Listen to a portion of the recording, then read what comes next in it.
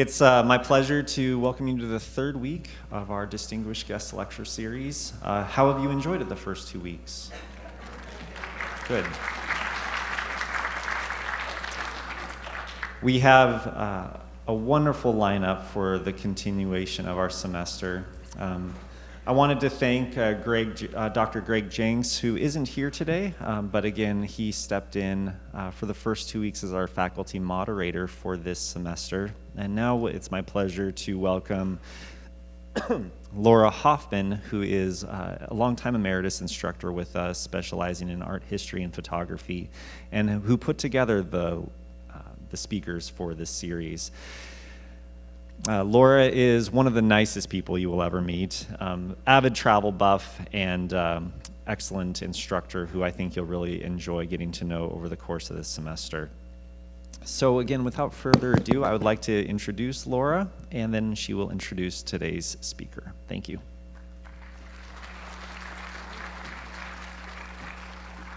Thank you, Dan. I really appreciate that. Welcome, everybody. I finally get to meet you, and I know a lot of you from classes you're taking with me. I'm Laura Hoffman.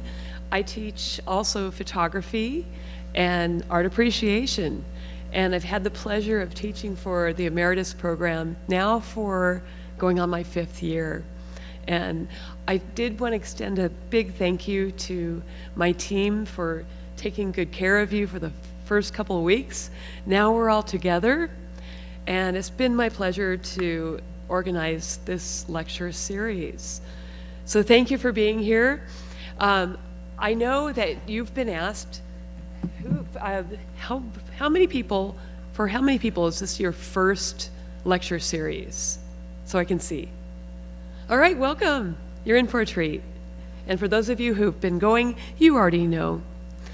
So I wanted to take a little moment to introduce our speaker for today, Dr. Joanna Roche. And so I just want to tell you a little bit about her. She earned her PhD in art history from UCLA in 20th century art and contemporary theory. Her areas of research include contemporary performance art and assemblage art and the interrelation of memory and artistic process. Dr. Roche has published a book of poetry, as well as numerous essays and reviews of contemporary art, including an award-winning article on Joseph Cornell and Carolee Schneemann in the College Art Association's Art Journal. And I know Dr. Roche, she has been on the faculty at Cal State Fullerton since 2001. I had the pleasure of taking a class with Dr. Roche, and I found this subject so fascinating. I'm so excited she's going to be joining us today. I'll let Joanna have the stage and give Dr. Roche a warm welcome.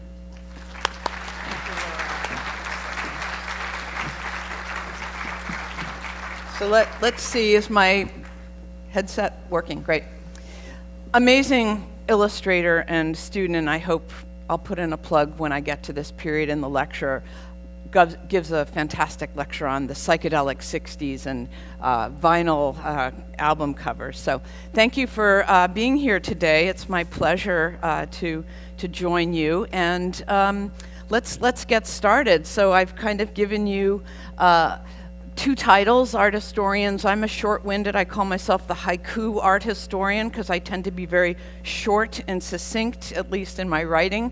But I wanted to give you 2 titles, Ornamentation via Abstraction, the Dynamic Saga of 20th Century Graphic Design, or, and this is, I came up with, best ideas are first thing in the morning for me, A Brief Story of Muchness and Lessness. So we'll start here with, let's see, get this going. Whoop. I don't use the clickers very often. Some quotes. I love to give my students what I call the primary sources, right? The primary sources, what were the words of the artist or the artwork, the people of the time. And I wanted to kind of set up, and maybe it's a little bit of a false duality, but this idea of the decorative and then the abstract, right? So I have some questions at the end that we'll get to for you, but I want you to think about throughout this lecture this relationship of the ornamental, the decorative, and the simplified. We might call it the minimalist, or in the history of graphic design, in the history of art in the 20th century, it was abstraction, right? So how many of you would consider yourselves more of the decorative, ornamental side in your dress, in your household sort of way? Okay, handful of us, right? How about the minimalist, abstract? Okay. Maybe as we get older, we pare down, right? I told my daughter, the first half of your life is getting stuff. And the second half, or maybe the last third, is getting rid of stuff. So I feel like I'm in the getting rid of stuff style, but I really love ornament. And we'll see, not to give away the end point, but in the contemporary moment with the graphic designers that I look at the very end of the talk, there is a kind of fusion or unification, or almost a sort of anything goes if it's good mentality. So I'll be introducing you to some of the key figures in the turn of the century, of the last century, Art Nouveau, 1900 to today. So let's start with the less side. There are more of you in the abstract minimalist side camp. Maybe I'll convince you to become more decorative and ornamental in your approaches. But Mies van der Rohe, whose Barcelona chair everyone has seen something of, had the great quote, "Less is more," right? So this is a quote that gets attributed to a lot of other people, but it was actually this Bauhaus industrial designer, Mies van der Rohe, who said, "Less is more," which, you know, it's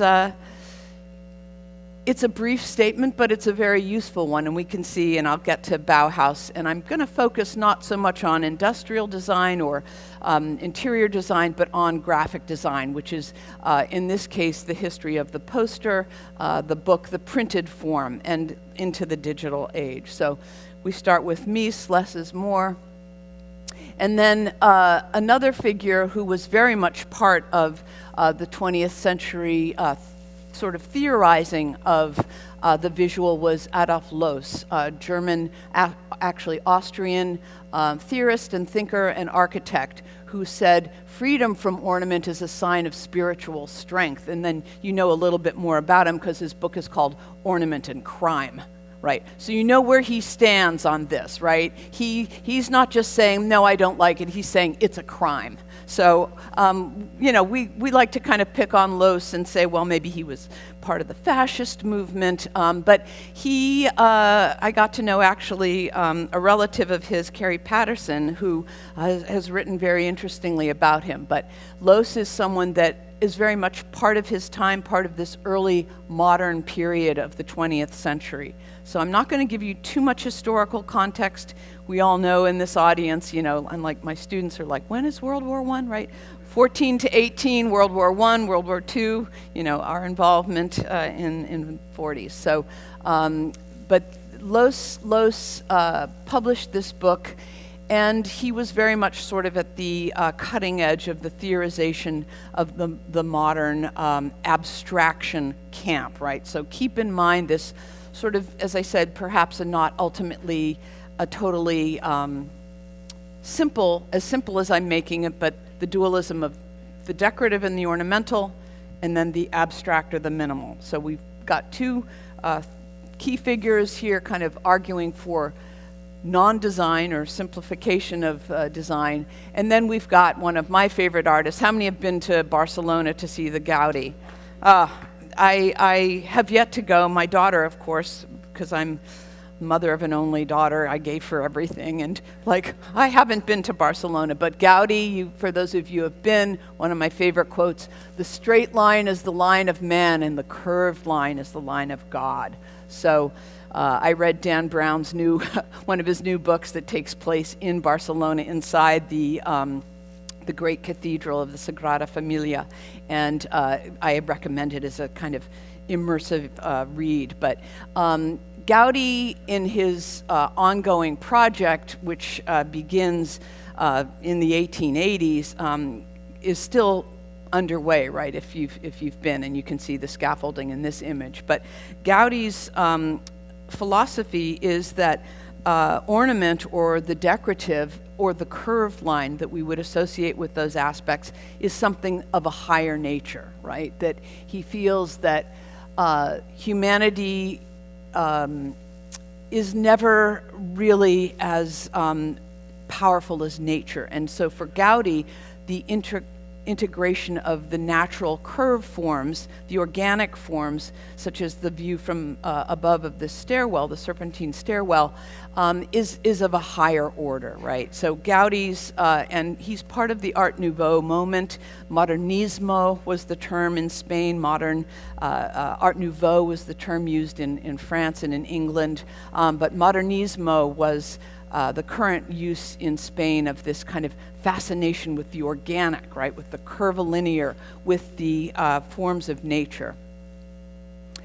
One of the theorists that I've done some writing on, Henri van de Velde, a Belgian artist who interestingly was the founder of the Bauhaus in its very early form in the late 20s, wrote about and did some designing. Like, I did a lot of theory at UCLA, and I kept saying, where's the art? And people would say, just don't talk about it. You'll get to it when you do your dissertation, right? So I was kind of, and I now subject my students to a lot of theory reading. But Van de Velde was someone who did some design. This is an example of one of his posters. And then his colleague, an architect, did this fantastic interior of the Tassel House. So Horta's famous image of the interior of the Tassel House in Belgium. So a little hard for me to see, but Van de Velde's quote was, this vitality, this line force, is the basis of ornamental activity. It is a creative carrier of human energy. So clearly we have in his graphic design element, this was a poster, an advertisement for some kind of dried egg product. I don't want to even go there. It makes egg whites only sound delicious, but he got his whiplash curve, his ideas across. It's somewhat abstract, but I would say still in the realm of the ornamental and the curvilinear. And then the Tassel House by Victor Horta really shows that kind of essence of Art Nouveau, where it's an integrated plan. And I don't know, has anyone been to Paris to see the famous Guimard metro entrance? There's also one in Mexico City by the Palace of Bellas Artes, which I recommend everyone visiting. So this integration, and you can see here, and I'm kind of setting up this dynamic that you'll see throughout the 20th century of the ornamental and the abstraction. And there's kind of what I tell my students, a dialectic, move from one to the other. Los's antipathy to the ornamental comes out of his being kind of a product of and immersed in this period of time of the highly ornamental. So the Tassel House, everything from the chandeliers to the wall art to the floor tile to the wrought iron, everything is an integrated sort of visual experience. And this was something that Art Nouveau was very much about, was this integrated visual experience, and their belief too that every form should have both beauty and function. So we'll see how that plays out. I wanted to start where I start my students in the history of graphic design, and I'm basically giving you, don't worry about this, but in an hour and a half, 17 weeks of the semester. So that's why I'm the haiku art historian, right? I stretch it out because I have to for 16 weeks, and I like to, but I can really boil it down for a creative group of thinkers like you. So again, everything's super huge, but at the time, these posters actually were fairly large. These were, if you can imagine, instead of our omnipresent digital information or our billboards along the side of the freeway, in the streets of London and Paris and New York, San Francisco, you would have these broadsheets. Some were small handbills, but many of them were 4 or 5 feet high. And I always tell my students, don't think about it like you're going 90, 70 miles an hour on the freeway looking at a billboard. It's not designed for a kind of brief visual piece of information. This is a pedestrian, right? We're literally in the culture walking. We have time to kind of figure out exactly what's going on. And so there's this Victorian kind of, the author of our textbook, Stephen Eskelson, that we use, calls it a horror vacui, right? The fear of an empty space. But basically, the way these broadsheets, both of them for the circus, were created, again, in our dualism of the ornamental versus the abstract, definitely more along the lines of the ornament. And at this very early stage, this is around 1850s, designers, there weren't even designers then. They were called job printers. And so people working in the print shops would hand lay the print type, the wood type, and then eventually the metal type before the invention of the steam press. They would lay these into these sort of troughs. And obviously the Victorian era loves font. They were crazy about font. There was, I think we once did a count of maybe 25 different fonts in this one poster. And the image, which we talk about a lot in my class, really doesn't kind of work with the layout. They weren't able to integrate in one sort of setup on the printing press a fully integrated image. So the image really is a woodcut that is separately set, and then the fonts are independent of it. A little bit later in time, we can see what was the use of color, early chromolithography, where printers could work with the, still not quite designers, they were more job printers, but they could insert images a little more fluidly. This is all before the capability of the photographic image being able to be run off in mass production. So we have photography at this point in the 1840s, right? Photography starts in the early 1830s, but it's not until closer to the 1870s or 1880s that the printing presses can actually incorporate the photographic image. So these are woodcuts or simple engravings, and then all of this fabulous type. I call it the Monty Python look, right? Few students know that, but most of you, I think, will remember that British group of very kind of retro, looking back to Victorian, but group of performers and actors. So it's all about the visual, the information. We can barely think of in our time today of having the moments to really look through and read all of this. But the idea is it's a kind of wonderful, overwhelming saturation of information. And it, as the students who are very good at analyzing, I'm not really kind of running my call and response method today with you. I'm more straight lecturing, but I always ask them, what's the visual cue that you get? And that's kind of the big takeaway, in addition to my pairing of the ornamental and the minimal, is when you look at things around you, and Laura and I were chatting about this at the beginning, everything is designed.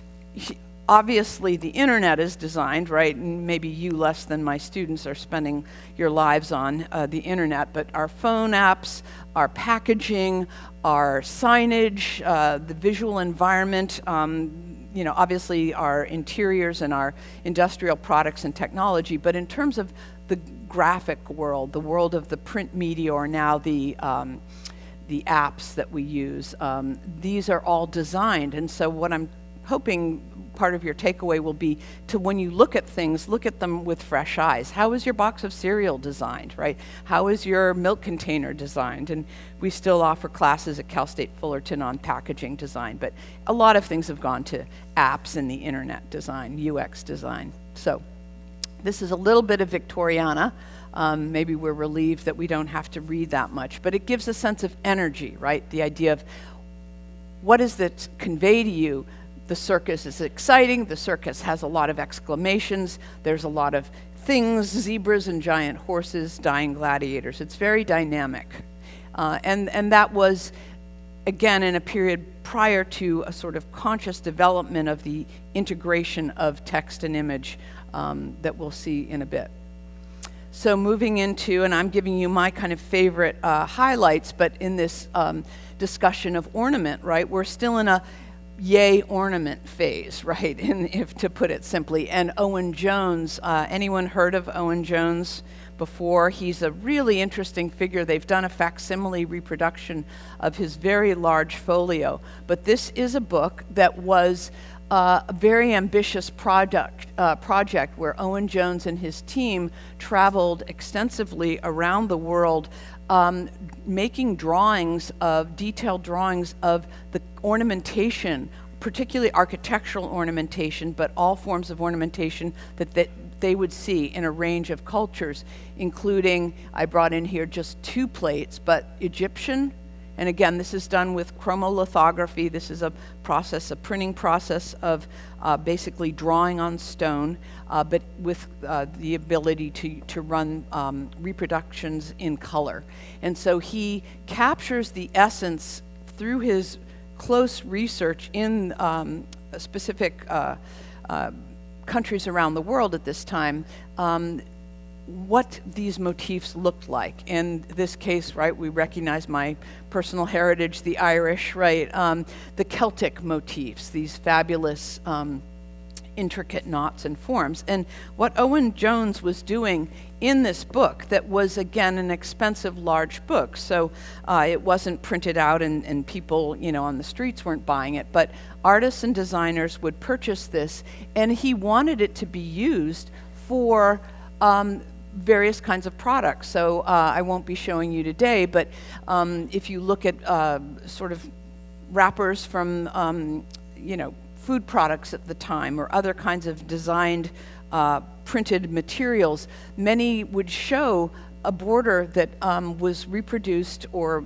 redrawn from Owen Jones' own folio. So this idea of the grammar of ornament, it wasn't just a documentation of his beliefs of what other cultures were portraying. It was what we might call in the early days of the computer, the desktop publishing, where you would offer as a designer your different kinds of visual elements, and they could be purchased and used. Owen Jones was saying to his peers at the time, look through this, use what you can. And so I found a lot of the ephemera from the Victorian era, the scrap they called it, for people's albums and memory books and scrapbooks from this book. So they wouldn't literally cut up his book. It was too beautiful and expensive for that, but they would redraw the motifs. And it's a very important document in this kind of historical and global recording of the visual world. So we get into some of our favorites for those of you who have gone up to the Huntington Museum. Anybody gone up to the Huntington Museum and Library? Great collection of arts and crafts, as is the town of Pasadena in terms of the American arts and crafts movement. But those of you who are, interested in going kind of deeper into it, and if you have a chance to go to the Huntington, William Morris was a very important and kind of idealist figure in the history of design, and particularly of printing. And we can see at the far screen his very laborious project of the Kelmscott Chaucer, right? So the great works of Chaucer, which were in a very medieval style, drawn, and William Morris and his followers, his kind of utopian socialist, if you will, movement of artists, were interested in looking back to the Middle Ages. They thought that the Middle Ages was a far better moment for artists in the sense that they were working as apprentices. There was a valuation of the handmade, and Morris was living in a time in the 1890s at the real height of the Industrial Revolution. London, think of Oliver Twist. People are impoverished, working in factories. He, in this socialist sense, believed that laborers should be connected to the products of their work. And Morris's alternative to buying into what he called the doom of the cheap and nasty, right? Like, he would not like Big Lots or dollar store, right? That's the doom of the cheap and nasty, right? But he designed these fabulous prints and textiles he was well known for. He did some furniture design, Liberty prints, if you're familiar with some of those fabulous British prints.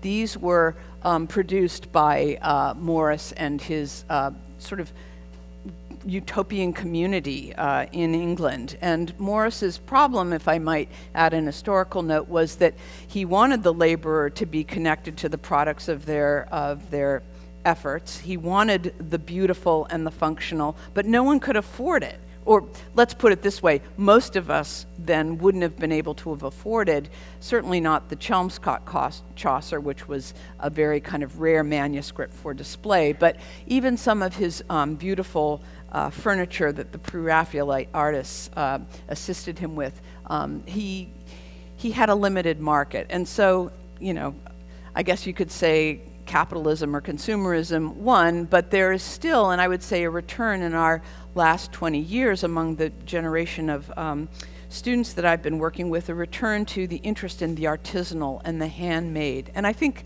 those of you who do handcrafts and handwork have always found it to be very satisfying and interesting.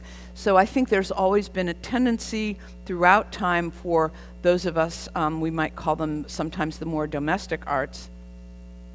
Did I not tune it soon enough? Okay, there we go. To be interested in the handmade and the hand-wrought, but as a general population, we still have to rely on the mass-produced objects. And this is what, in his period, the arts and crafts movement was really working against, was mass production. So take them for what they were, but the designs are fabulous and highly decorative. Like if William Morris came back and said, Joanna, can I redo your living room? I would say, of course, right? Just leave me some comfortable chairs. So we have Morris's fabulous, again, very driven by the ornate vegetable design, if you will. So just as we move into this era of the fin de siècle of Paris, to give you a sense of the scale, these posters, and this was a time period obviously before color photography, these posters are huge, and they were very much coveted, not necessarily all of them, but there are stories of individuals in the cities trying to take down the posters, particularly posters by Toulouse-Lautrec or Mooka we'll look at in a moment. They were extremely popular. They were part of the visual culture, right? The social space is what I tell my students, right? This is a social space. Museum is a social space.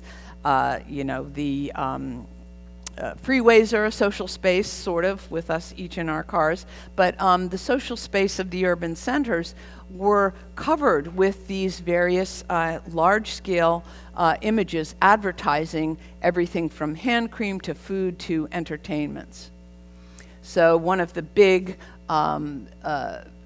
new developments at this time in the check my dates, 1880s, is the rise of the department store. Right now we think of the decline of the malls in favor of Amazon and online shopping rather than brick and mortar, but this is a moment in time in the major capitals, and if any of you have been to Chicago, it's a little bit later than this, but there's still some fabulous turn-of-the-century department stores. And Bullock's Wilshire, which is now converted to a law school, I found out the other day. But we still have some remnants, if you will, of these fabulous grand magasins, the department stores, where a public space was created for people to look. And the French have a great word for window shopping. They call it lèche vitrine, window licking, which I love. So that idea of like, I really want that. Like I go to South Coast Plaza and I look at Chanel or Prada and I'm like, I'll never afford it. I would never spend my money on it. If I have money, I'm going to travel. But I love the idea of window licking. But here's a mother and child, a couple here. And interestingly, and my professor, who is an Americanist at UCLA, talked about the importance of these public spaces for the change in women's roles. And so again, my main frame is to talk about ornamentation and minimalism, but I want to give you the history at the time. So here's an advertisement for this fabulous Saint-Martin, this grand magasin, great department store, and it was an attraction. It wasn't the circus, but it was a place where women could go unescorted often, here in this case with her child, or with one another, and spend the day, right? I remember my grandmother's favorite thing that she had me go to Gimbel's with her. Any New Yorkers, right? We were in I'm in Westminster. We were in Westchester County, and she would take me to Lord and Taylor or Saks, and we'd go to the Birdcage for lunch. And so this idea of going for lunch, right? Ladies who lunch. But in this case, it was a safe public space, and it really, along with the bicycle, led to the rise of women's suffrage and women's liberation in a kind of indirect way. So the rise of these public spaces, social spaces, are very important. So my students love Mooka, right? And in fact, I had a grad student, super talented illustrator, working with the same professor that Laura worked with, who said, well, for my project for class, Joanne, I want to recreate a Mooka poster for Apple computers. And I was like, I'm interested, let me see what you can do, Renzo. So I didn't bring his image in, but he did a gorgeous rendering of two women looking longingly at the bitten apple. And when we did a critique, we said one should have been a male and one should have been a female, and then you could have recreated the Adam and Eve. But Mooka is a favorite, and in fact, Mooka, if anyone sort of calls to mind the complete adoration and immersion in the decorative and in the ornamental, for us, it's Mooka. And Mooka was a Prague origin Czech who comes to Paris as a young man and is working in a print shop. And the story goes that his big breakthrough is when Sarah Bernhardt, or one of her probably managers, comes in and says, we need a poster for Bernhardt's performance at the Théâtre du Renaissance of Gismonda. We need it pronto. We need it yesterday. And as luck would have it, and I don't think this is apocryphal, but Mooka was there, and he designed this very elegant vertical poster. Looks back a lot to Byzantine art, the mosaics of Byzantine art, and he depicts the divine Sarah, who we have here as a young 18-year-old, photographed by Nadar, and then as a more mature actress here, he depicts her in this very heroic image. And his posters of Sarah Bernhardt, as you can see, I've just given you a few, but there are quite a few, are all in this long vertical format with a kind of framing with the text, ornamental but readable, unlike some of the Victorian stuff. And then here she is in that trouser roll. They called it portraying the Prince of Denmark, Hamlet. So Mooka is all about what was called the macaroni curl, right? The Job cigarette ad, these ornate curls. So the organic, the interest in the floral and vegetal motifs, the curvilinear lines, that philosophy of Van de Velde, of the whiplash curve, the energy force of the artist. He believed that the hand of the artist held a vitality and an energy, a line force that was individual. And Mooka was an exemplary figure in this way. He designed jewelry, he designed interior of a few of these fabulous Art Nouveau era spaces, but he was mostly known for his great posters of Sarah Bernhardt. So these are all things that you might want to look into later.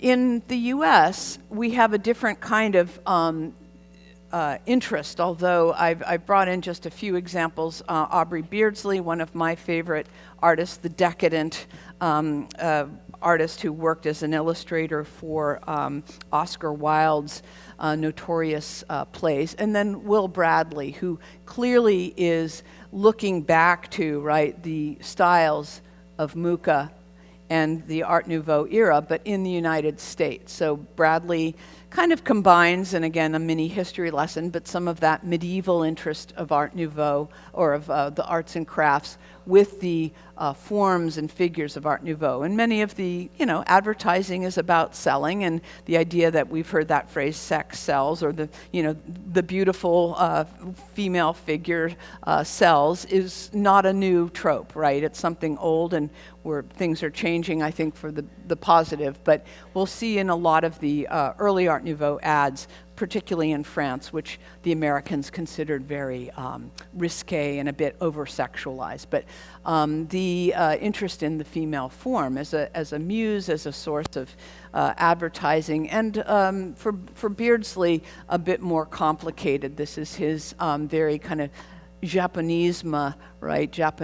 All things Japanese were very popular at this time. There was an influx of prints and other objects, but Beardsley is here designing for Oscar Wilde's rendition of the story of Salome, and he kind of gives us a very stark, he worked a lot with black and white, and Beardsley is just, he's a little sinister, but he's wonderfully interesting, and he has a great sense of humor in many of his book illustrations. So these are examples of Art Nouveau outside of Paris, but again, you can see this interest in the ornamental and the decorative forms here, and each artist has their own distinct sort of visual style. Things start to, and again, I'm, art historians or anyone who lectures with visual materials, you're creating your story, your argument visually. So I'm obviously picking things that I think will tell you the story of the path of ornamentation and abstraction in this time period. And there are always artists that are not going to fit neatly into this canon, as we call it, but I think overall I've tried to kind of show you the trends, and it's not just one direction. It's not just going from super fancy and ornamental to completely simplified, but for a while there is that sort of back and forth dialectic. But here with these artists, and Charles Rennie Mackintosh, many of you may have heard of him, one of the great proponents of the arts and crafts movement, and his partner Margaret Mackintosh, the Mackintosh sisters, right? The MacDonald sisters, sorry. One married Charles Rennie Mackintosh, and the other married McNair, but they worked together importantly as a co-ed two couples with the designs of the Glasgow School. And anyone been to Glasgow? I haven't been there either. It's one of the major art centers and art schools in Europe. And the Glasgow Four at this time in the 1890s and slightly later were reacting against all that excessive curvilinear forms of Mooka and the others. They wanted to pare it down and simplify it a bit. But they still have obviously an interest in the figure. It's a bit more kind of androgynous or ambiguous, which is interesting, and it's aligned along the vertical. So there are always things with the visual arts, and the way I teach art history at least is, and I was trained, is you're looking at not necessarily progress with a sense of it's going from bad to worse, but you're looking at change and how individual artists within a fairly close time period are really aware of each other. These artists in Glasgow knew Mooka's work. They knew all of the kind of key figures in the Art Nouveau scene, and they were adhering to more their roots, and so their color palette is what they called the Scottish palette of the purples, of the heathers and the sage, and they really looked back to that Hiberno-Saxon or Celtic sort of motifs in their work. So we see a shift from highly ornamental, highly curvilinear curve forms to more streamlined, which is actually a Deco term, but more simplified and almost a little bit geometric. So these are for some of the events going on in Glasgow, the musical review, the MacDonald sisters did a tea room that was fabulous. They designed the entire interior with the murals, with the menus, with the designs for the place settings, the silverware, and Mackintosh did the furniture. So these collaborative moments in art history, I think, are what really interest me. Who was working together? How did their collaborations lead to something more significant? So just on a kind of personal note, I mean, a lot of my studies over the years in grad school, I felt very isolated, and even though I was researching some amazing artists, I wasn't really collaborating that much, and academia has often been kind of siloed in that way. But I'm working with artists now, and Laura knows this from her many years of teaching and working as an illustrator, that the collaborations, what we do together, even if it's a simple project of like, let's design a set of birthday cards or let's do a quilt together, these things that are often very traditional, as collaborators, we can pool our thoughts and our abilities in ways that we can never do, I think, as individuals. So that's one of the big takeaways that I've always felt when I've studied art history, is these collaborations. It's like rock bands. They may break up, right? They may not stay together, but during that time, they create some amazing things.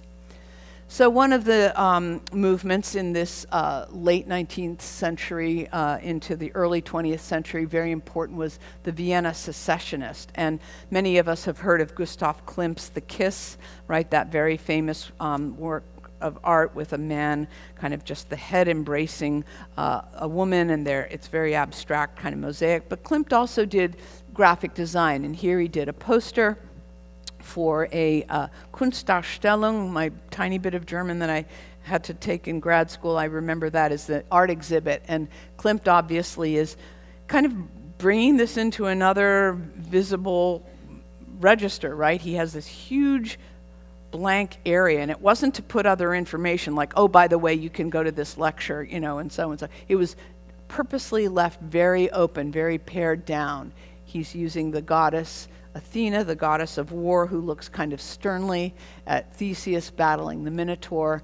And Klimt has in his fonts, and I'm by no means a font expert, but I've gotten better at kind of looking at fonts, and it's another aspect that we have so much at our fingertips now on the internet in terms of what fonts we choose. But how do the fonts affect things visually, right? So it's simplified, it's blocked out, it's clean, and it kind of pairs with Klimt's interest in this almost architectural space.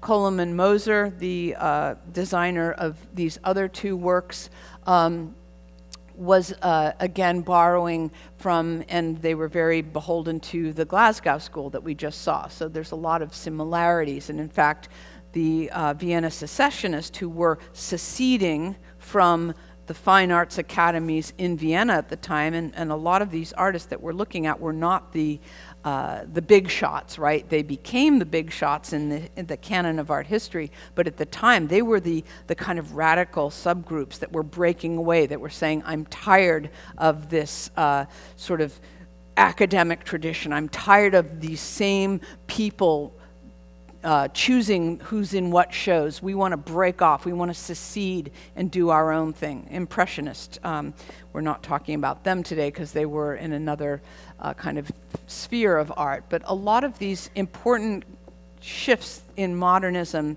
and in art and art history were because of people being dissatisfied with the old guard of the conservative sort of idea of what art had to be. Very realistic, very sort of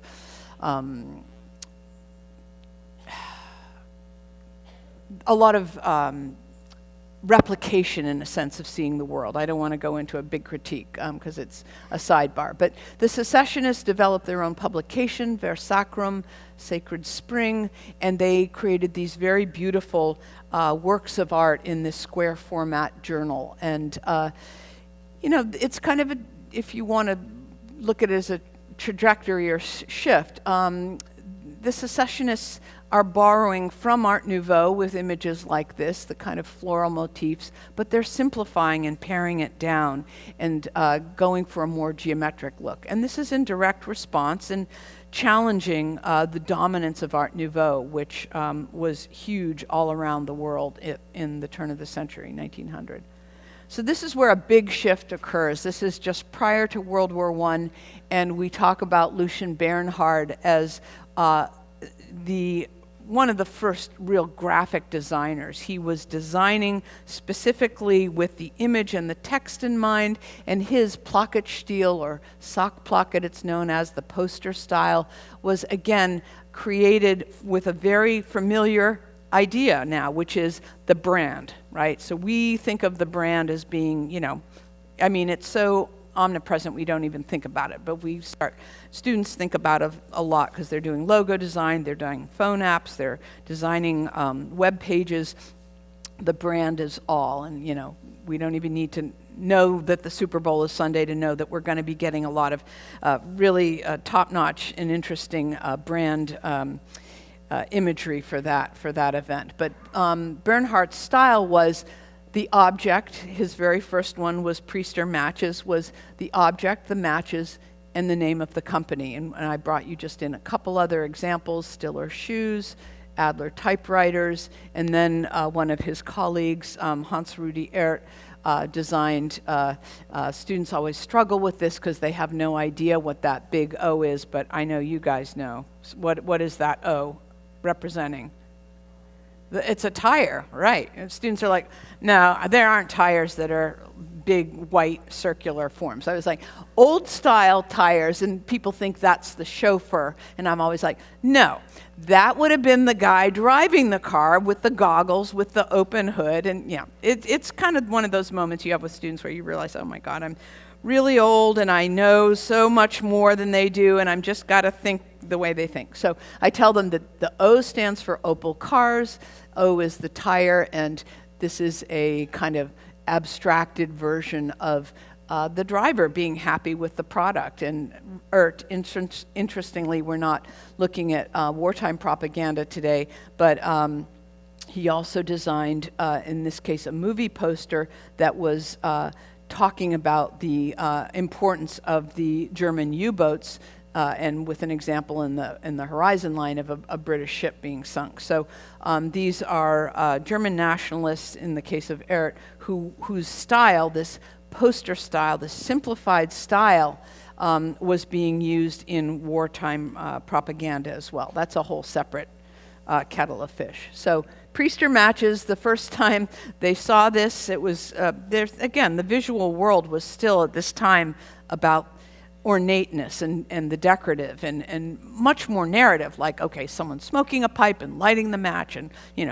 puffing away or whatever it was. And so when the company Priester, who had a competition that they sent out to young designers, saw Baerhard's submission, it got thrown in the trash. And this is a great story. Students are very inspired by this because someone, an important figure, the story goes, leaned over, picked it up out of the trash can. How often does that ever happen, right? Picked it up out of the trash can and said, no, this is the one. This is it.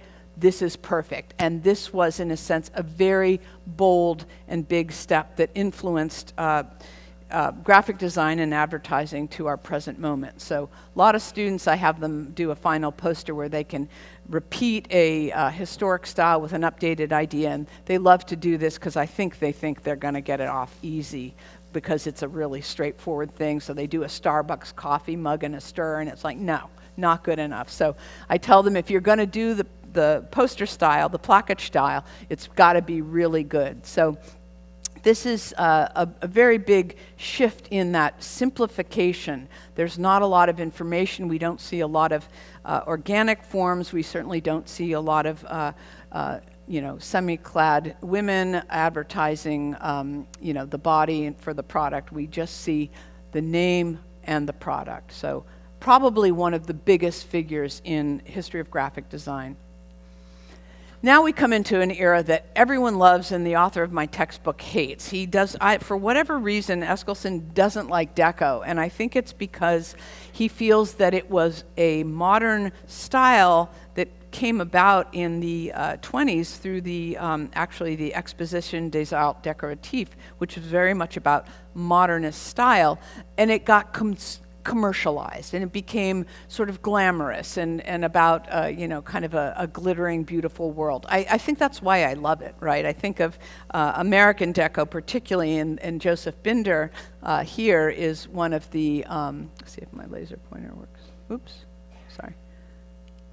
Yeah, Joseph Binder's fabulous combination for the Christmas issue of a skyscraper, New York skyscraper, that also looks like a Christmas tree, and it kind of embodies that elegance and refinement and luxury of the Deco era. And Deco is complicated. There's a European Deco that tends to be more simplified and more tied to modern art, Picasso and Le Corbusier and others, but when it hits America and when it hits consumer culture, public kind of consumption, it tends to be this sense of both, I would say, the geometric forms here, the simplified lines, but also this really kind of fabulous glamour element. Erte, dozens and dozens. When I was choosing images for the PowerPoint, there were hundreds of images of Erte's, and he was one of the most well-known European designers who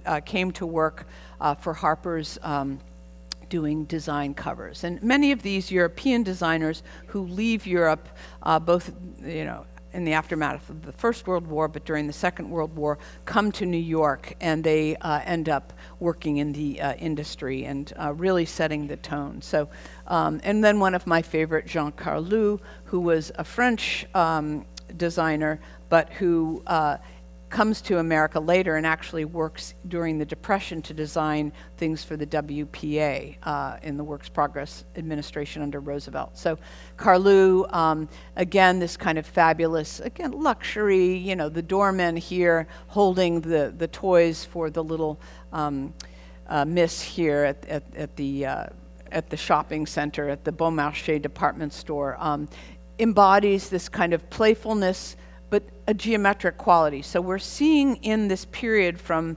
Baerhardt's sock pocket poster style to the 20s, this kind of simplifying and continuing into a sort of geometric quality. A.M. Kassandra, I don't know if any of you have known about this designer, but a European French designer who begins working in Paris, and some of the most well-known, right? I had a great aunt who loved Dubonnet. I don't know if anyone ever drinks it anymore, but it was really a great ad campaign. It's very sweet. It's kind of like a sherry, but anyway, the A.M. Kassandra's posters played on the words, right?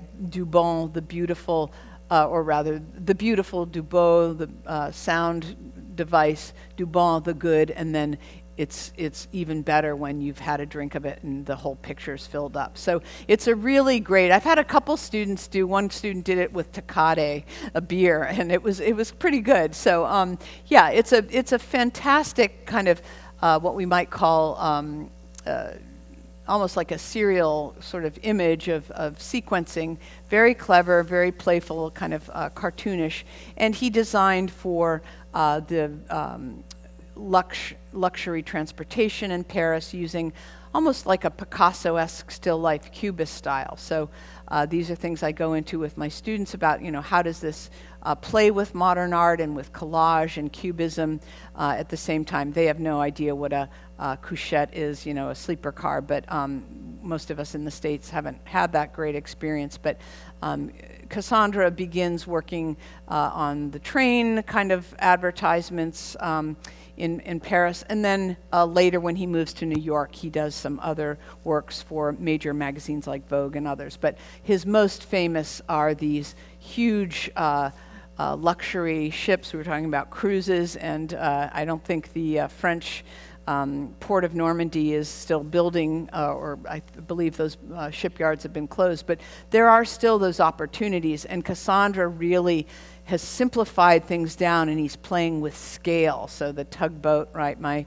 family were tugboat captains in New York City Harbor in the 30s and 40s, so I love the little tugboat. But this idea of the scale and the enormity, and how, with again a very pared down, simplified design, the flock of birds, Kassandra creates this sense of the power and the kind of enormity and visual stunningness of these cruise ships. So those of you who have been able to take a cruise or gone to the Port of Long Beach and looked at some of these boats, it really was a moment in the history of advertising in the 30s where this kind of image was amazingly popular and powerful. And others tried to replicate it. I've still occasionally seen images of that echo Kassandra, but I think he really was the king of this kind of Art Deco luxury travel poster. So now we have the shock and awe of going into modernism that is intersecting with the history of graphic design. And I'm not giving you the story of modern art so much as I am where these intersections occur along our discussion of ornamentation. So we get to the De Stijl artists, the Dutch art movement of the early 20th century. And we see here that Mondrian's famous primary color geometric images are completely they've completely eliminated ornament. Adolf Loos would have loved it. He said, no crime in this painting, right? He didn't say that, but he would have loved it. So Theo van Doesburg and Piet Mondrian were part of this group of intellectuals, theoreticians, and artists who, interestingly, and it took me a while of digging to find stuff that I could tell the students that would kind of get them interested, because, you know, we can love Mondrian, and it's certainly seen, but it's a kind of dry sell, right, to students. But they were interested in this idea of a universal harmony, and it was a little bit... you know, the problem with some of these high modern art groups that were sort of theorists was that they think they know better than everybody else. So, you know, like William Morris, although he liked the ornamental, he still felt mass production was the doom of the cheap and nasty. The De Stijl group wanted the simplification of forms. They wanted simple, clean colors, verticals and horizontals, the grid. They wanted these very pared down images, and some of them were architects and interior designers as well, because they felt that this allowed for a sort of universal harmony, right? A utopian vision. You know, again, this may appeal to the minimalists in the room, but I don't like being told how I should design my interior space. And the Corbusier's phrase about his architectural designs, which were part of the De Stijl movement, was a machine for modern living. Well, big surprise, the people in the 1920s, the working class people and middle class people were like, don't tell me what a machine for modern living is. I want my old throw rugs and my shawls and my overstuffed chairs. So their architecture was really kind of in spirit and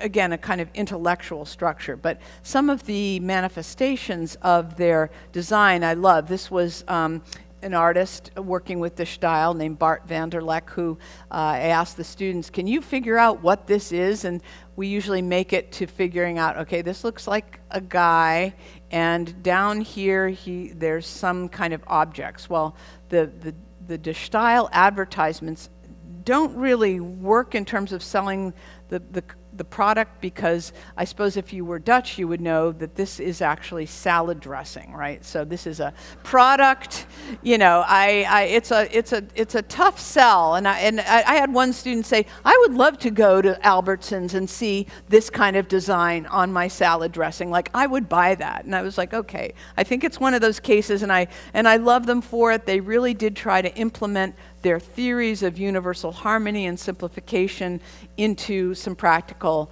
things. We just aren't sure how Plantanet Delfta, whatever it is, I can barely, Delphia sold. But this was someone happily eating their salad with the product. So slightly even more difficult read, but this was for their magazine, so they're allowed for their own publication to, kind of be as abstract as they want. But this is the De Stijl magazine, and this is what's called an axiometric drawing, a drawing of house plan from above. To architects in the room, forgive me for simplifying it, but this was their logo.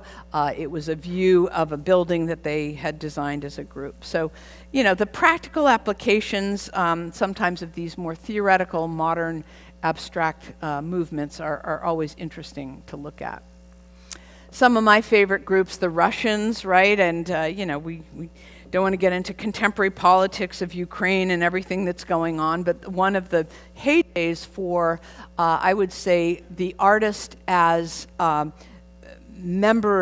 contributing member of society in a very utopian moment was the Russian Constructivists. And this is the great artist Rodchenko for two of his advertisements. Again, these would have been small posters, but this is for a bookstore. So she's basically saying, comrades, come and read these books. If there's anyone who knows Russian in the room, please fill me in. But she's basically calling out for the public to come and join her to read in the bookshops. And for this one, Rodchenko, film was a very new and important media. Many of you have maybe heard of Eisenstein and some of the other early Russian film directors, but cinema and film was very important to the development of modernist thinking. And montage, which is in this case this is a painted version of a photograph because they didn't have photography and they didn't have much budget, but the use of a photo montage was extremely important and considered very innovative. So here we're seeing a political moment in time. The Russian constructivist artists like Rodchenko and others are throwing aside the traditional methods of painting, of oil paint, of sculpting in bronze and marble, all the things we love to look at the Getty, and they're saying, no, the artist must be a worker for the state, the artist is a contributing citizen, we want to use materials that are, and they didn't have any money either at the time, but we want to use inexpensive materials and we want to show our solidarity. And so artists weren't kind of using elevated materials or elevated in status, but they were artists as constructors, artists as engineers. They sometimes even eschewed the term art. So they were very much working for the cause at the time, the rise of the early socialist state. These are quite interesting Russian film posters. As again, I mentioned film was hugely important, the Stenberg brothers.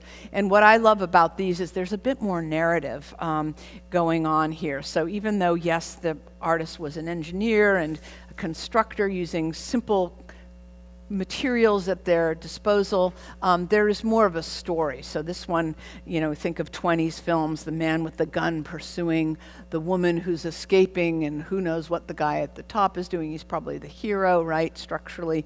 And these swirling forms, again, very pared down, very simplified, are based on a critical monument, and I wouldn't be a good art historian of the 20th century if I didn't tell you that this monument to the Third International, which was planned as the headquarters of the Communist Party in the early rise of communism after the revolution, it never got built. It was structurally impossible, but they did a great, I think this was about 30-foot high model of it in wood by Vladimir Tatlin that became so famous it was kind of the logo of the communist revolution, and it was on shirts and on posters, on everything. And then to my art historian's eye, I see it being replicated quite subtly in these film posters. So the monument to the Third International, the plan was to have the three ministries here, so the executive branch, the judicial, and then I think the top branch was the propaganda ministry. So that tells you a lot about the priorities at the time. So anyway, this is Ziga Vertov's fabulous film about kind of a day in the life of contemporary city in Russia, and he's got a little bit more skin showing here, right? The fabulous woman who I don't even remember. I've seen Ziga Vertov's 3-hour film, and I don't remember anybody doing a kind of cabaret number like this, but it's very dramatic, and it really captures in a graphic sense what the film was about, which was sort of looking at the city in depth. So these are, again, in our kind of discussion of abstraction and decoration, I would say they're not quite as party line, to pun, as the Rodchenko images here. They're not all about the worker state and the simplified image, in this case of the female worker. They're a little bit more what we might say Hollywood. This is obviously Russian cinema, but they're still using these very abstract forms, the simple lines and orthogonals. German expressionists, so I always tell students it's not like it goes in a clean progression. There's things overlapping times and interests. We know from, not that distant a past about German films, and I think some of the great ones, the Cabinet of Dr. Caligari, and then Metropolis, which I tried to screen once. It's again one of those 2.5-hour silent era films with captions. I had students walking out, so it was like, okay, A, that's really rude, and if I knew your name, I'd ding you. But B, I get the hint, it's boring. Okay, I won't do it. And then a friend of mine said, oh, I saw it at UCLA and they had a live organ going and it was so fabulous. And I was like, you probably brought snacks and took a nap. But, my students not into it, but they love this poster. So this year, when I do my poster assignment and everyone can pick an historic style, I had anime posters of this for the film Persona in a shocking green and black. It was fabulous. I had a student do a Clockwork Orange version that didn't quite work. But anyway, there was a lot of interest in this image, and I think it's partly because we have... and I always joke about Terminator, but we're always in this sort of dystopian moment of, the rise of the robots, AI, and this film, if anyone has seen it, is all about this sort of dysfunctional, dystopic environment where the robots take over and they end up being as suffering as the humans. But it's this kind of great, dark look at the city and the rise of the machine. And Dr. Caligari is a little bit more German expressionist / surrealist, but you can see here we've got this kind of interesting move going on between simplified, geometric, and then some interest in kind of creating a dramatic atmosphere. Great silent films. This is one of the first, anybody from New England, I'm from Boston, Channel 2 in the 60s. I saw this and I was like, God, I'm amazed. I was subtitled, I didn't have any German, but I was fascinated by the kind of darkness of the black and white film and the drama. So very, very much about the interior angst expressed here. So Bauhaus, this is a movement that art historians and architects and designers are always in love with, and the Museum of Modern Art, as founded under director Alfred Barr in the 30s, is partly responsible for that. But it's also a really wonderful moment in history in the sense of the design. So this is a school that begins in Weimar, Germany, and moves to Dessau, the more industrial capital, closes in Berlin. Hitler closes it down in 1933. But the Bauhaus was all about our model, right, of training students. So architecture was at the center. The students weren't, in fact, constructing buildings, Gropius, the director, was, but the students were taught a curriculum of being journeymen and women, apprentices in many different fields. So everyone, we're trying to always reform our program at Cal State to have all students taking kind of beginning 2D and 3D design. But the idea was for 6 months to a year, you all took the VOR course, the preliminary course, and you all shared this approach to design, which, as we can see, is very, again, abstract and simplified and comes out of Russian constructivism without the politics quite so much. So the Bauhaus curriculum, it was an art school that starts actually under Van de Velde even earlier than 1919. It was 1917. But it moves from a kind of more German expressionist, more of what the students used to call emo, right? I don't know what the new word is. Mood is apparent. Big mood is apparently the thing they say on the memes now. But it went from a kind of moody, personal, spiritual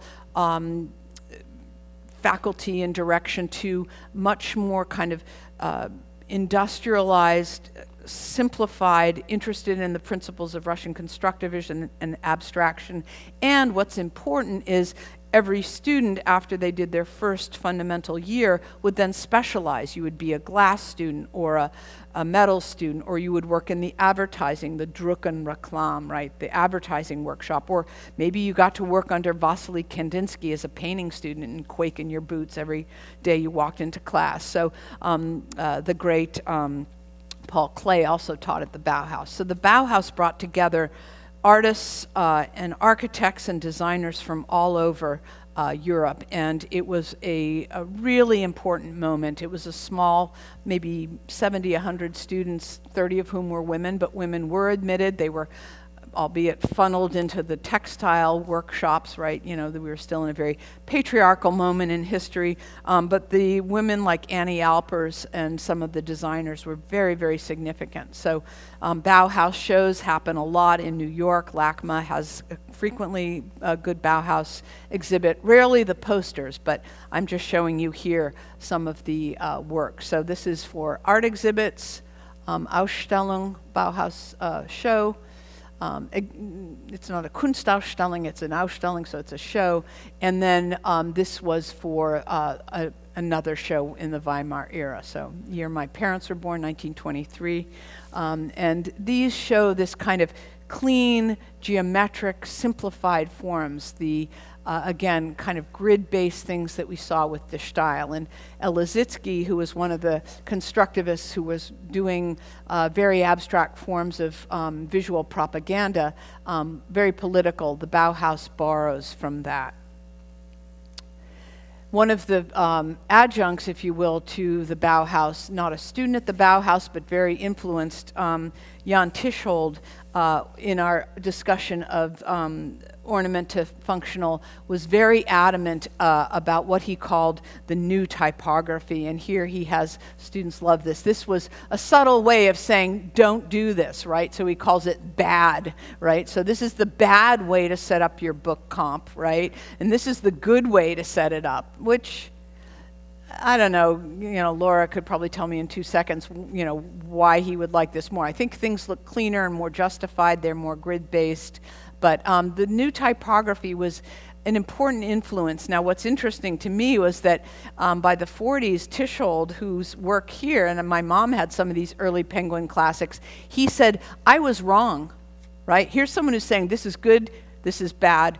You have to do it this way or my way. He said, no, I was wrong. It was an era of the rise of the Third Reich. I was too fascist. I was too dictatorial, not literally in his behavior, but in his design. And I think that now I want to do something that looks back. And so he was a famous designer for the Penguin series books, where they all had these different little engraved images of the author, in this case Dante. And so I love that story of a key figure in this highly abstract history moving into something that really is a very kind of what we would call retro or vintage look, looking back to Renaissance style. So I'll just read you my one moment of reading from a text, which I do more of in the class. This is Jan Tischhold says, it's absolutely necessary to omit everything that is not needed. So this is in his early phase. The old ideas of design must be discarded and new ideas developed. It is obvious that functional design means the abolition of the ornamentation that has reigned for centuries. Today we see in a desire for ornament an ignorant, right? He's with Los, right? You're stupid if you like decorative. Today we see in a desire for ornament an ignorant tendency that our century must repress. When in earlier periods ornament was used, often in an extravagant degree, it only showed how little the essence of typography, which is communication, was understood. So this was serious stuff. I mean, I'm not just picking this theme of ornament versus abstraction out of my hat. This is a tendency that people were lining up, in a sense, picking sides over the decades, and Tischhold is one of those few people who comes down hard against ornament, and then we see in another 20 years, based on historical and political circumstance, a total kind of recanting of that. So how's my time doing here? The students let me know because they start walking out when time's up, but you're way too polite. Okay, 10:47. We're good. They don't, I'm making them sound a little too, but they're very lovely, and I've trained them to say, if you're going to leave early, please let me know ahead of class so I don't take it personally that you hated what I just said. And it's never really related to anything I'm talking about anyway. It's more like they had a phone call or they had to pick up their moms or something. So anyway, I love my students, and we always have these moments of like, what does it mean to be a college student, right? So, as Laura knows well. So, Armin Hoffman, the modernists take an interesting turn. As I teach my student, the rise of the corporate design that we still see much of, right? I think we could throw a stone in South County at any corporation and ask to see their branding handbook or their letterhead or their logo design, and we would be seeing some version of the Swiss style or the international style it was called. And Armin Hoffman, one of the great designers. This was kind of an edgier poster because it did include a sort of asymmetrical figure in it, but very, very simplified forms. He was out of Basel, Switzerland in the 50s, and then Joseph Müller-Brockmann, who this is the year I was born. I can confess that to you because we're all kind of in the same ballpark, or maybe I'm a youngster here with you, but to my students, I'm like, it was a while ago. I just say, I don't, so, but in 55, Joseph Müller-Brockmann and other Germans were designing these really clean, pared down, sans serif, right, lowercase. This is one of the things the Bauhaus big shot in advertising, Herbert Baer, advocated. He had a font called Universal, which was all lowercase, might have made it difficult, but this very specific idea, which Tischhold we just saw picked up on, which font had to be clean, pared down, no serifs. In Bayer's case, he believed it should be all lowercase, but again, very abstract. So Hoffman here includes this fabulous swirling photos. A lot of students love to do this for their assignment, from films to sporting figures, and it's straightforward, it's clear, it really is in that kind of direction of simplified, clear communication. Very, very important. A neutral discourse of commercial communication. So the Swiss, right, I'm Swiss as well as Irish, they claim neutrality. The story goes a lot of the Nazis had their money banked in Switzerland, so how neutral is neutral, but we don't want to go into geopolitics, even though it's in the past, but I always question what does neutral really mean. But this was the idea behind this, what became very corporate style. And you can see why it's useful, right? It's clear. We know the product, we know what it's saying, it's straightforward, it's readable. So 50s in our wheelhouse now, historically, things that we can still see at play. One of my favorite American artists who worked in the film industry, Saul Bass, he also designed the AT&T logo and many other logos. He took the idea of the international style, as the next couple artists we'll look at did, and gave it an American spin, right? We always have to do it a little bit differently. And there's certainly a lot of examples of corporate design a la Swiss style, but Saul Bass, if many of you have seen some of his films, he was the guy that invented the animated film sequencing, right? So before that, the intro to films would basically be this like Metropolis, I told you, where the students walked out. Just the lead information on the directors and the actors took about 10 minutes. I mean, I was, bored. So Saul Bass changed things up. He had the film intro information animated and moving. And so if you go online, you can check and see some of the Saul Bass animated titles in the beginnings of the film. And so Vertigo, he worked with Hitchcock, and he was a huge figure in movie poster design as well as logo design. And he really kind of combined, to my eye, as my specialty in kind of post-World War II American art, aspects of Mark Rothko, aspects of abstraction. This kind of spiral thing that Saul Bass did for Vertigo, and he even got a sequence in the film itself to do his very sort of weird hallucinogenic design. The director, Hitchcock, gave him a spot. But this is right out of Russian Constructivism, this kind of spiral mechanical form. But Saul Bass is the reason that film titles became more interesting. Now, if you've noticed, movies don't even have those. They sort of start with the action, and then I think, right, everything's a little different, but they then maybe lead you in with a few, who directed it, and then most of the credits are at the very end. But in older films that we've seen, that information is usually in the beginning, and Saul Bass upped the game. But he's definitely in this sort of less is more camp, I would say. So moving along, Paul Rand, one of my favorite American designers, I called it international style with a sense of humor. Rand was hired by Alfred Barr to make modern art part of your life. So he gives us a palette like a plate, and he said, yeah, you know, you can have modern art at your dinner table, right? It's a very clever wordplay, and his famous IBM rebus is one that is just, one of my students did I Am Groot. So they did they did a redo. It was a great poster, right? So these are some of Rand's. Like, Paul Rand, he is one of the big guys, and his first design, what's been swooshed sometime in the 90s, but this was his early UPS. I love it. It's like something in the mail is going to be fun, not a bill from your accountant or whatever. So he did Westinghouse, which was based on actually Art Nouveau, Yale, ABC. All of these are Paul Rand. I recommend you check out. He has some great YouTube videos. But Paul Rand took this idea of the international style, the corporate. He designed everything for IBM, this famous, actually the type from that is from Victorian type, but he added those bars. All of these brand identities are Rand, and he really set the stage for taking a kind of super simplified, clean look of the Europeans into an American context. One of my favorite art movements, and of course it's the 60s, things are going to change, right?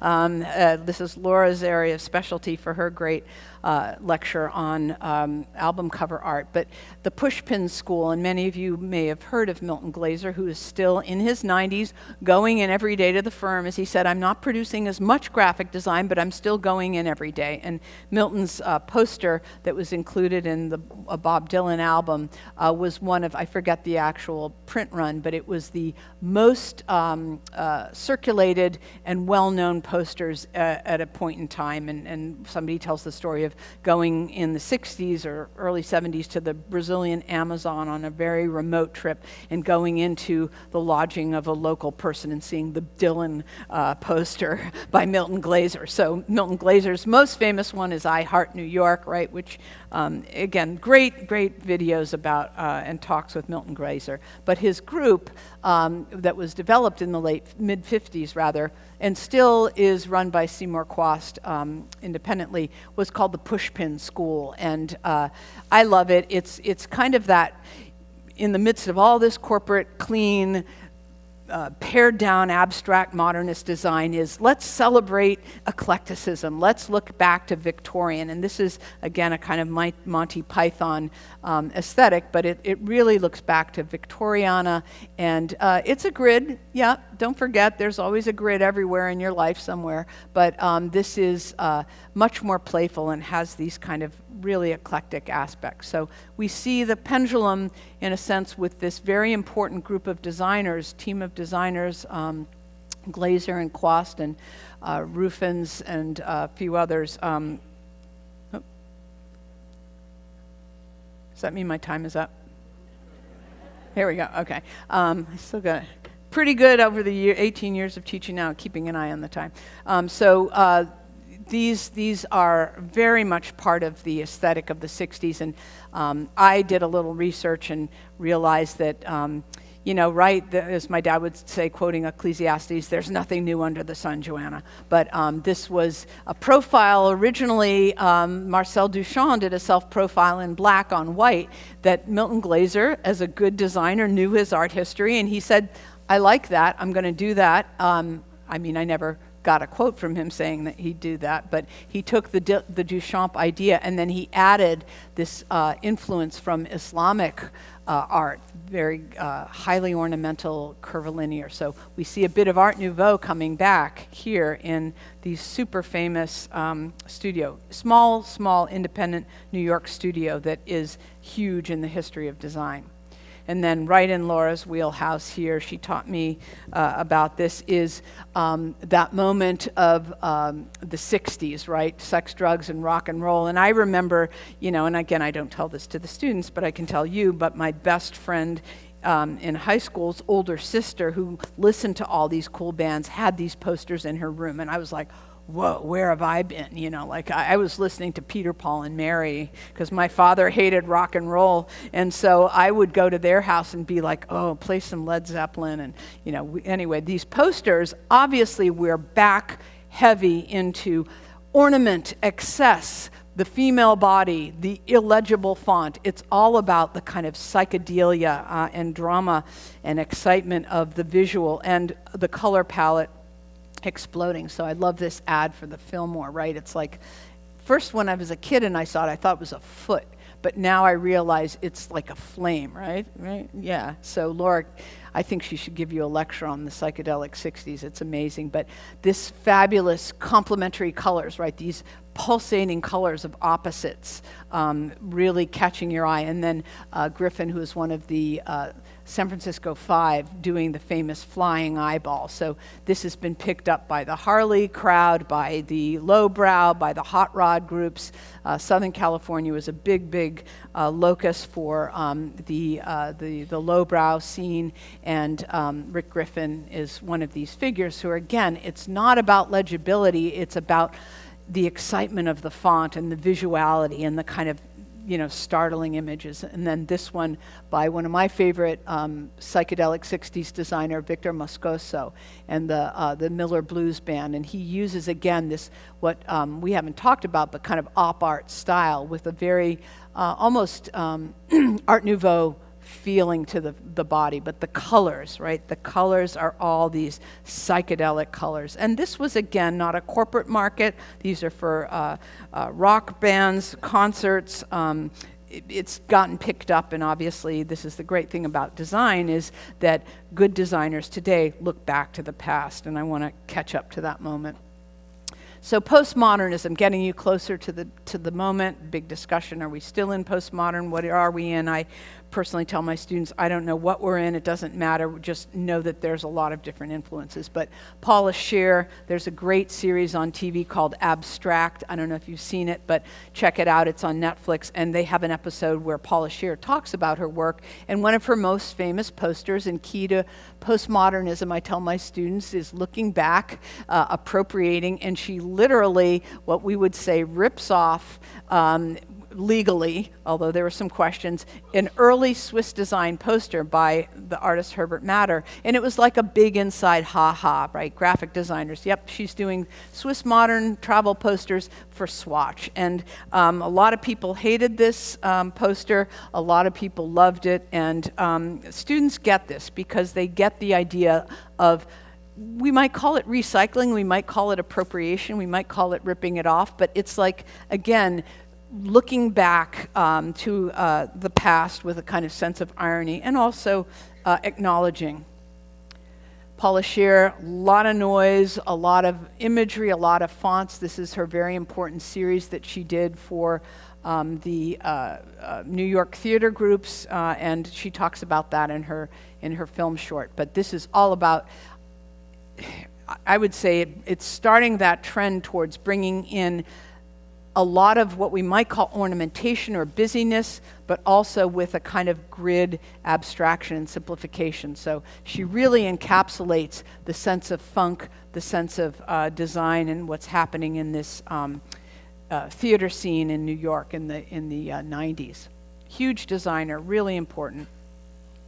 Barbara Kruger, some of you may know her. She does the work at the LACMA BCAM, the contemporary art space, and she's designed the elevator. She came from a background in graphic design in New York in the 70s, and she was a designer for Vogue and Good Housekeeping and Elle magazine, and she took her graphic design knowledge into the art world and created these large format, again, posters that I tell students, like, when it's red and white and black, think the Russians, right? So she's looking back to history. Shepard Fairey, we know, designed from an appropriated photo from Associated Press. He got into a lot of lawsuit, hot water, but it also gave a lot of visibility. In his poster for the Obama first campaign is in the Smithsonian now. So sometimes appropriating things gets you a lot of recognition, and it's a really clean design that's been used in a lot of ways. So moving into today, looking back to the past, looking at some of these earlier political movements, looking back, Shepard Fairey looks back a lot to the history of graphic design, but in this case he's kind of channeling a simplified version of a photograph that was widely distributed. So moving now back to my original discussion of kind of this relationship of abstraction and ornamentation.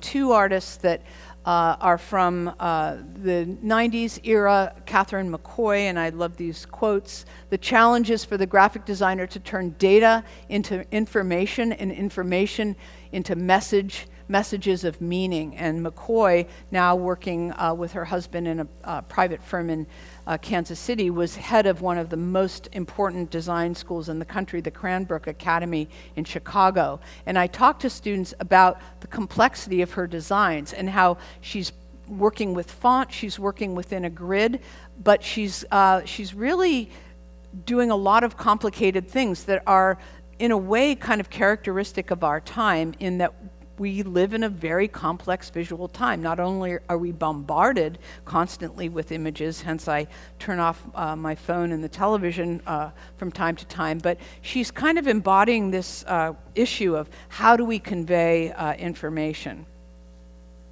Keeps warning me, right? Here we go. So Catherine McCoy is giving us some complex information about data and meaning. I would say she's still on the kind of abstractionist end, but she's making us think.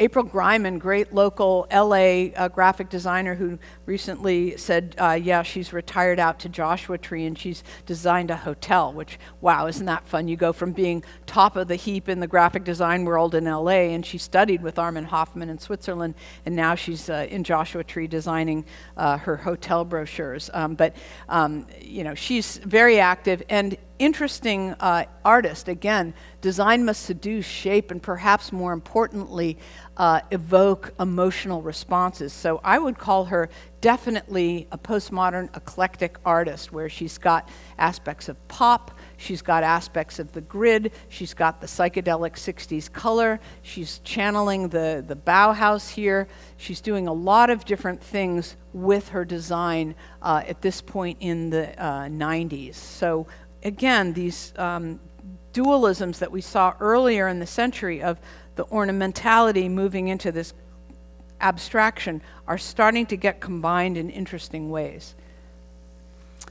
I wanted to end with two designers that I met this past summer.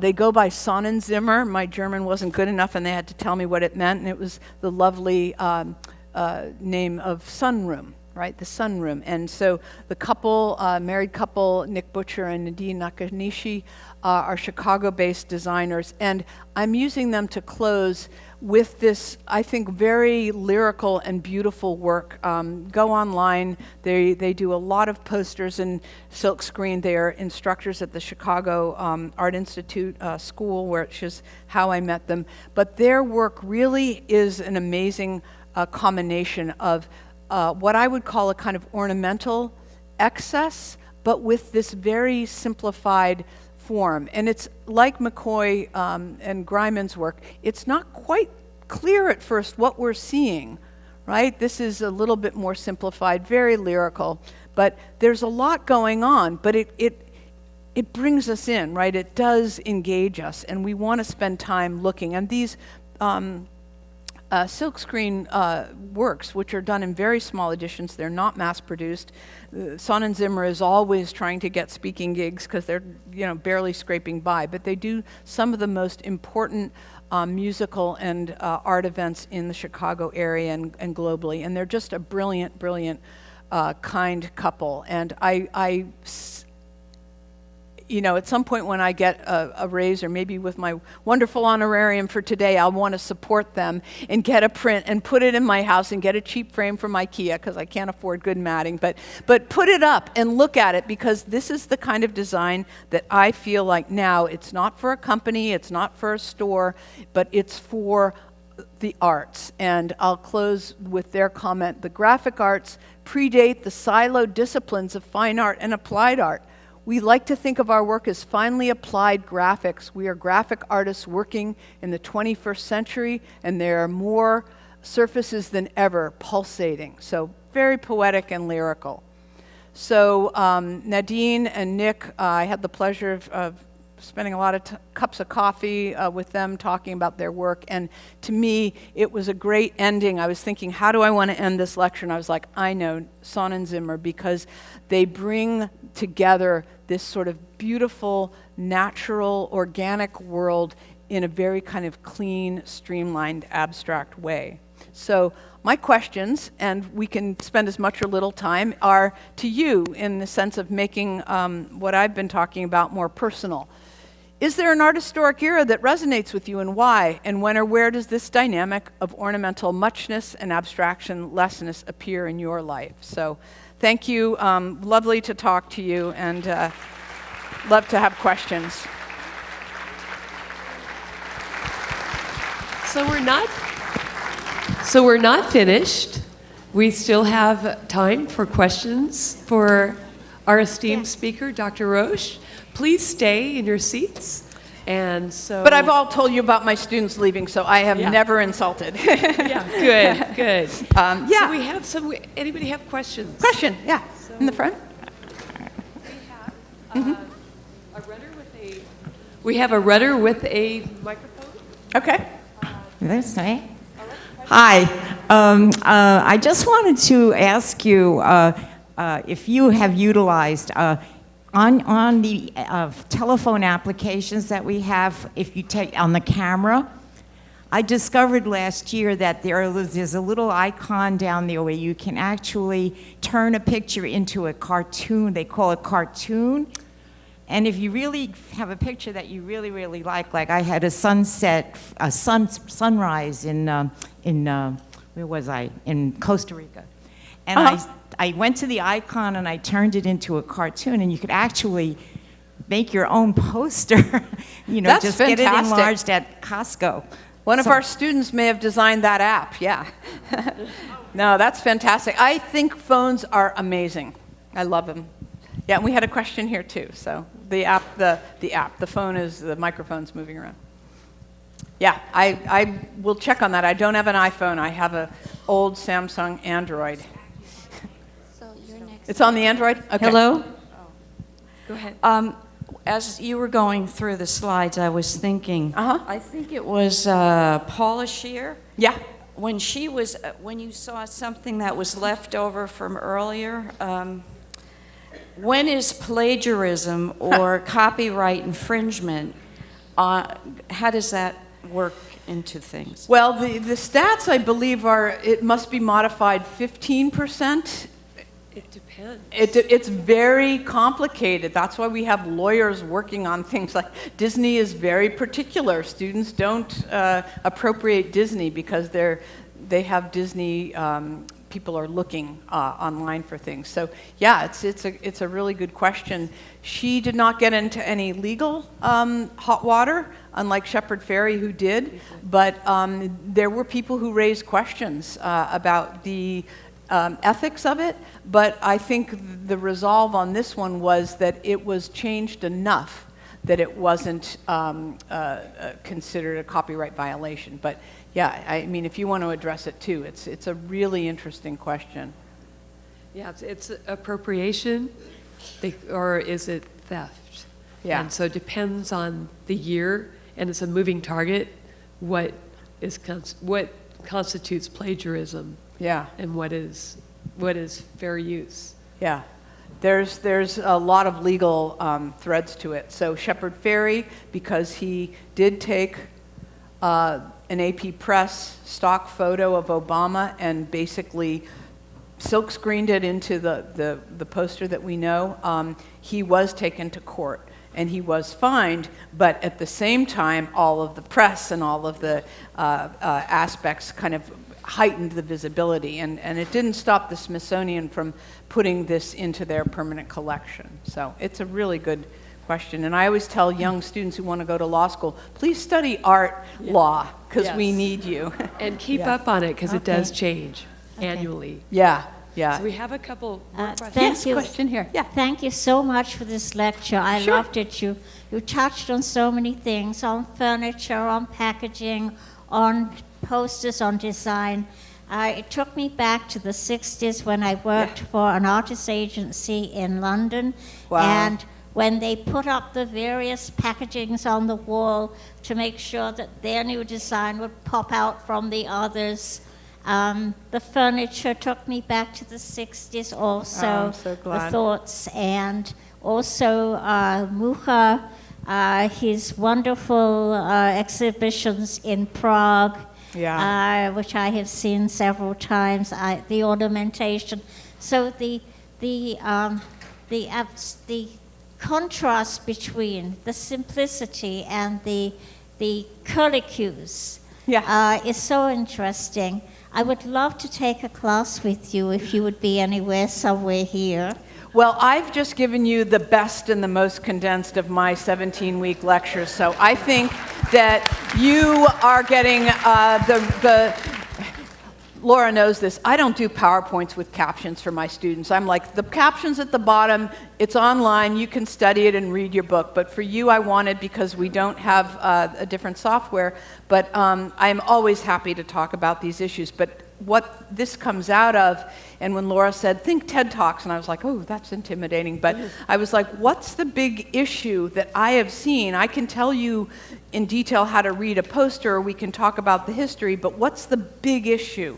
I say to the students, what's the big so what of what I'm talking about? And it's this shift between ornamentation and abstraction or minimalism and the kind of heavy politics and theory that went into it. And then I think what we're seeing now, and again, it's going to depend on the client, but we see a much broader range of things.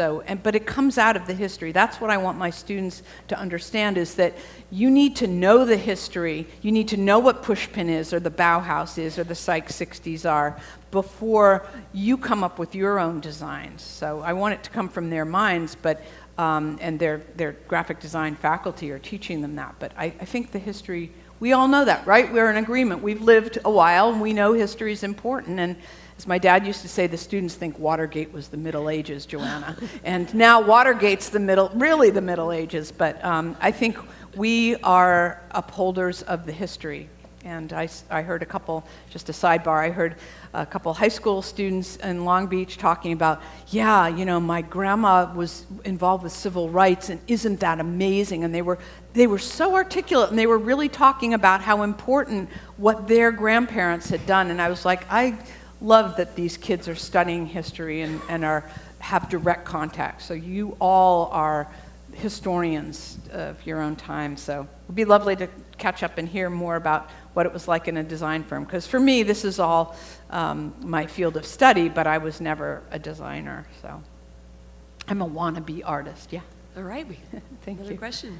The page that had logos on it, Yeah.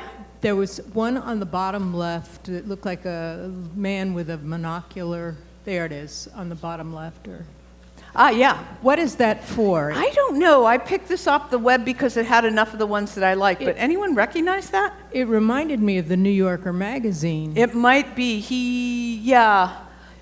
New Yorker has its real, they are one of the primo, right? I don't subscribe, but I love the magazine. They are one of the most upholders of grammar and good design of any publication. They have, there was another slide which showed the buildings in New York.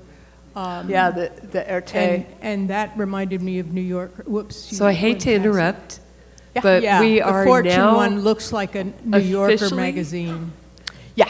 Yeah, these are all, Fortune and Harper's are still going. New Well, York's thank the you. print capital, but there isn't a lot of print out there anymore. Well, everybody, I want to give a big hand again to Dr. Roche for an informative and incredible talk. I look forward to seeing you next week. We will have Dr. Eric Handler, and have a great day.